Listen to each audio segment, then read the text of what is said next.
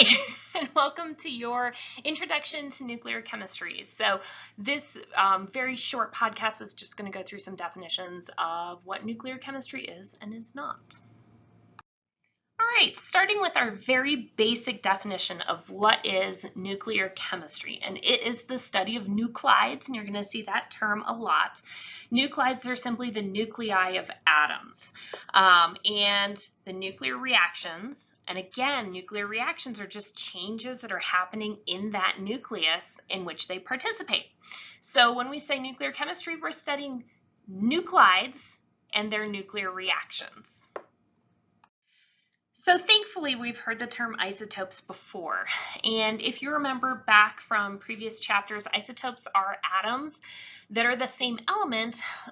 They have the same atomic number, the same number of protons, because that's the identity of the element, but they have a different number of neutrons. So therefore, their mass number has changed. And in this definition, you see that we're using atomic number. We're using the letter Z to represent the atomic number. And for mass number, we're using the letter A. So throughout these podcasts, you're going to see me refer to Z and A so we can see how the atomic number changes or how the mass number changes when we start to absorb and emit radiation. So elements, as you remember, are a mixture of isotopes. Some of these are considered radioisotopes. If it's a radioisotope, it has an unstable nucleus. It will spontaneously emit energy, and as it emits energy, that nucleus becomes more stable. So we start from a place of being unstable, emit energy to get to a more stable location. So we know that isotopes are going to change over time. And below on this image, you see an example of carbon. So carbon 12 and carbon 13, so carbon 12 and carbon 13 are considered stable isotopes. So they're not emitting any energy in any form. But carbon 14 is our unstable form of our nucleus. So looking at these isotopes, notice that our atomic number, or Z, is equal to 6 protons, and that is the same for every isotope because the identity is not changing for these. So it's always going to have 6 protons. What is changing is the number of neutrons. So on carbon 12, we have 6 neutrons, then 7, and then 8 for carbon 14. So notice that our mass number, or A, is going to change between these. So carbon 14 is your more unstable nucleus. It will eventually emit energy, forming carbon 13 and carbon 12. All right, so let's get to radioactivity. Radioactivity is the nuclear radiation that is emitted spontaneously by an unstable radioactive isotope. So think about that carbon 14. It has a very unstable nucleus. It is going to emit energy. Well, that energy is nuclear radiation. Because it is unstable and emitting energy, it therefore has radioactivity. And radioactivity can be both natural and it can be induced. So natural radioactivity is going to come from the presence of these naturally occurring radioisotopes. Uranium-238, carbon-14, which we've also mentioned, radon-222, radium-226. These are all considered natural sources of radioactivity. And something to keep in mind is that all rocks and soil, all water, food, wood, living plants, animals, everything is just slightly radioactive because of the presence of natural radioisotopes. And I will say, you know, if you're starting to get kind of scared, like, oh my gosh, I have this in me, the dose doth make the poison. Okay, so you got a little bit, you're going to be fine.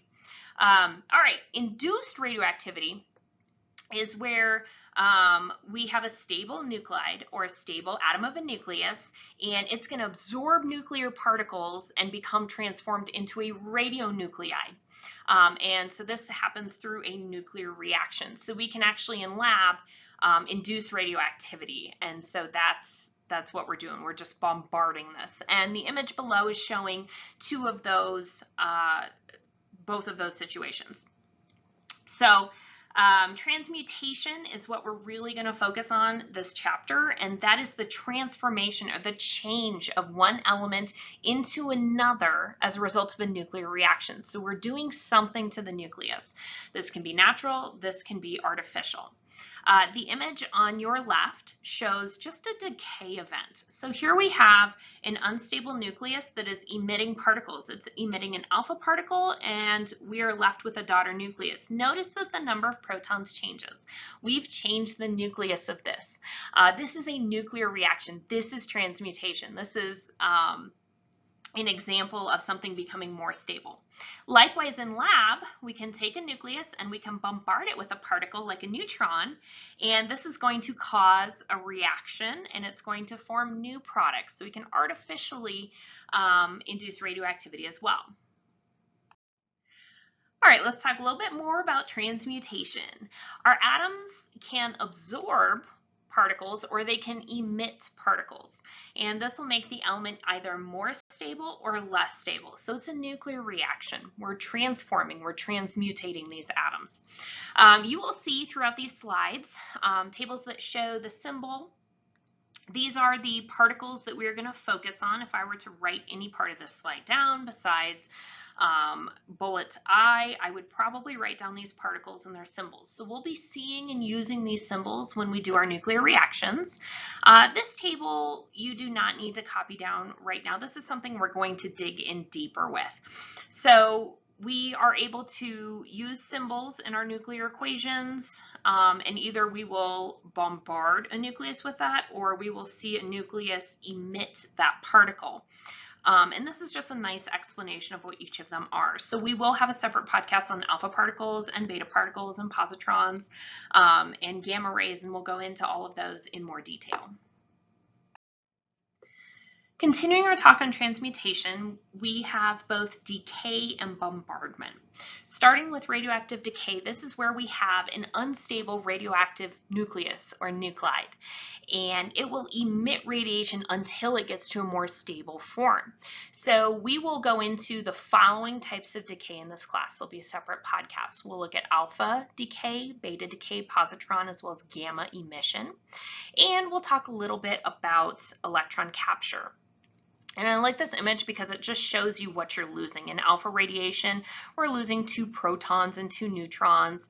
In beta radiation, we're losing that high energy electron. And gamma radiation is just the loss of energy. It's not an actual particle, and we'll talk about each of those separately. All right, decay is losing particles or emitting these particles. Bombardment is where we purposely take an atom of one element and we take particles with another and we change the nucleus by throwing these two together, to put it in layman's terms. What ultimately happens is you have a change to the nucleus. And if you've heard the terms nuclear fusion or nuclear fission, this is bombardment.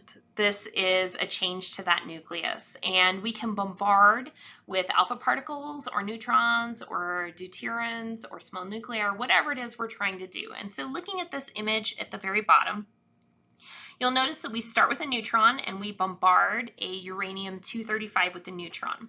And so what this does is it causes the uranium, which is now uranium-236, to become unstable. And the uranium is going to split into 2 smaller nuclei. So we have 2 slightly more stable, okay, it is more stable, krypton and barium nuclei. And we have this giant release of energy. In fact, this is how nuclear fission works. Fission is literally splitting. So we're splitting a larger unstable atom. We're releasing energy. We're using that energy to do work. This does create a chain reaction. You release more neutrons that will go on to bombard more nuclei. This is essentially how nuclear energy works. In nuclear fusion, we are going to bombard 2 particles together. For instance, we have tritium and deuterium, and when we fuse those together, we wind up with helium and an extra neutron as well as energy. So this is how we start to form larger nuclei. Let's do some sample problems. One thing I want to remind myself about right away, because I always struggle with this, is that A is our mass number and Z is our atomic number, because we're going to see those a lot. All right, looking at our nuclide, they gave me the identity and they also gave me the mass number. Those are the two most important numbers. If I know the identity or the atomic number, I can find one of those. So the mass number is going to change depending on which isotope you're working with. So we would call this manganese 55 or Mn-55. That's the identity of this particular isotope. We've already identified that there are 25 protons because it's manganese, and manganese has 25 protons. The number of neutrons comes from subtracting the mass number, A, from the atomic number, Z. So 55 minus 25 is 30. And again, I'm just filling in this information from the nuclide. So the atomic number, also 25. The mass number was 55. So we can also work ourselves backwards. So here we're given the number of protons, and looking at your periodic table, we know that atomic number 54 is xenon. So I'm going to write the 54 down here. And the neutrons are 77. So when you add together 54 and 77, you get 131. So this is xenon 131. The atomic number, again, is 54. This time the mass number, when you add together the atomic number and the number of neutrons, protons and neutrons, you get 131.